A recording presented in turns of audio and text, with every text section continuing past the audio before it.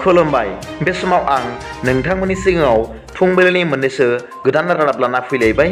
अन्नानै भिडिअखौ स्किप खालामाजासे जोबजासिम नायलांदो। दिनैनि फुंबिलिनि मोननैसो रादाबफोरा जाबाय।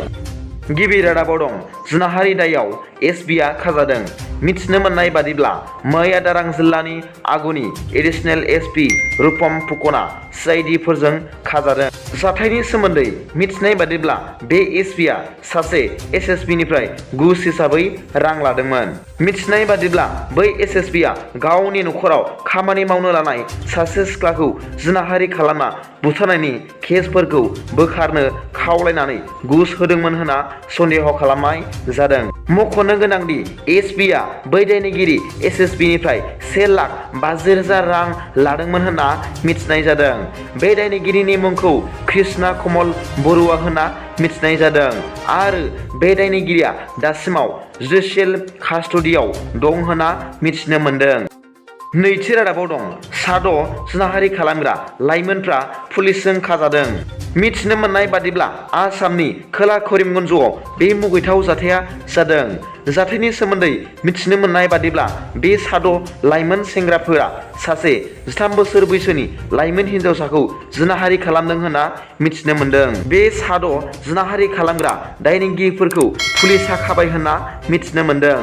दायनिगिरि जिनाहारि खालामग्राफोरनि बैसोखौ 13 निफ्राय 15 बोसोरनि सेंग्रासा गथ'फोर होनना मिथिनो मोन्दों। थामथि रादाबाव दं बर' बिजों आरो बर' बिमा रावा खैफोदाव नामा होनना सोंलु सिखारो। मख'नो गोनांदि बावैसो सा 8,000 रेगुलार फोरोंगिरिनि भेकेन्ट पस्टखौ बोखारनो आसाम सरकारा थांखि लायो। बे थांखिनि हेंथायै माहारियारि बर' फरायसा आफाद एबसुआबो गसंनो गोनां जादों। मख'जाथावदि बे समावनो आसाम सरकारनि थांखिखौ एबसुआ गनायना लायाखै आरो सोंखारिदों। बेबादि थांखिजों बर' बिजों आरो बर' बिमा रावा गोमालांगोन होनना बर' फरायसा आफादनि मानगोनां आफादगिरि दिपेन बर'आ खौरांगिरिफोरनि सिगाङाव फोरमायदों। ब्रैथि रादाबाव दं चिरां जिल्ला दादगारि हालामनि थाखाय मोनसे गोजोनथाव खौरां।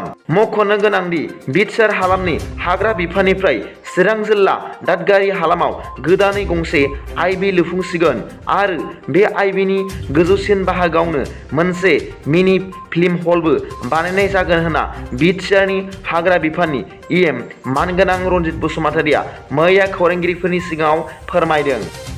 बाथि रादाबाव दं दुलाराय बर' फरायसा आफादनि बानजायनायाव खुंनाय 13 बोसोर बैसोनि सिङाव जोलुर गेलेनाय बादायनाया मैया मोजाङै मोजां जोबना थांबाय।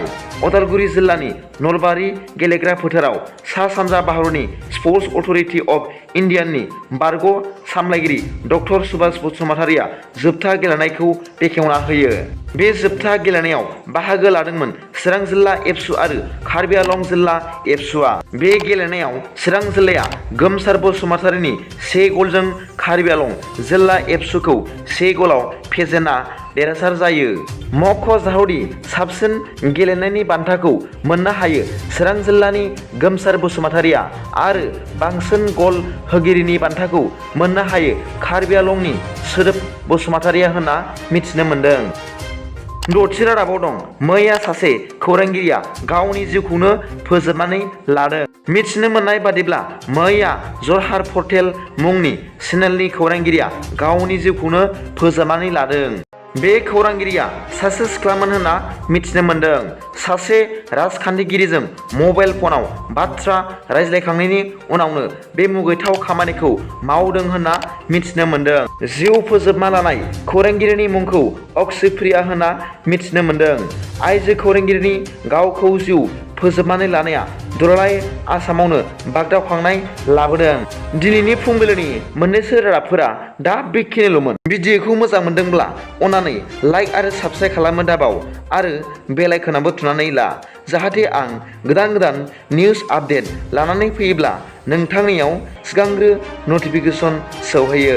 गाबोननि फुंबिलिनि रादाबाव नोंथांमोनखौ आंनि चेनेलाव गोसो गोथारै बरायहरनाय जाबाय। गोजोन्थों। एसेनोसै। जै बर' हारिनि जै।